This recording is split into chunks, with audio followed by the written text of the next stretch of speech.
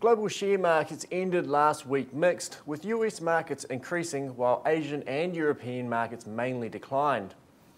The key influences for markets over the past few days have been coming out of Ireland and also out of China. The Chinese are getting a little bit concerned about inflationary pressures, with the Prime Minister indicating late last week that he is worried about agricultural commodity speculation and may even put some price caps on everyday household items.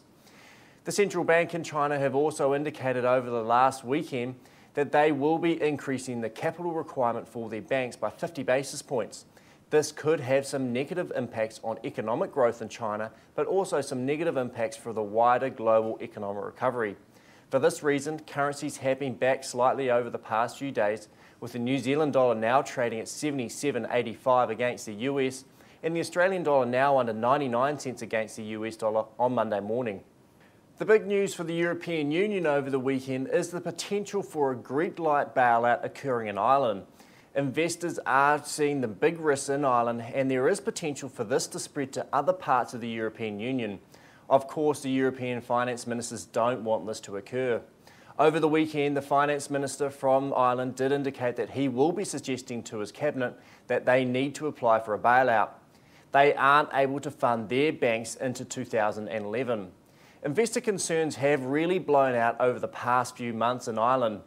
Irish bonds are now trading for a premium of 6.5% over German bonds currently.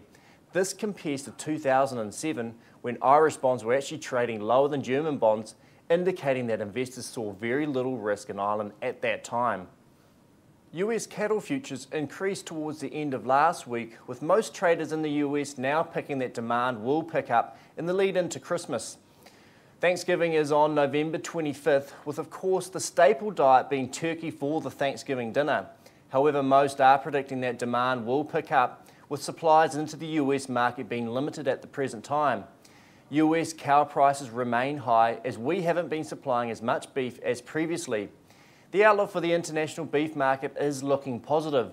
Even though the New Zealand dollar remains high against the US, we are now picking that scheduled prices in the year ahead will average between 10 and 15% higher than last year levels.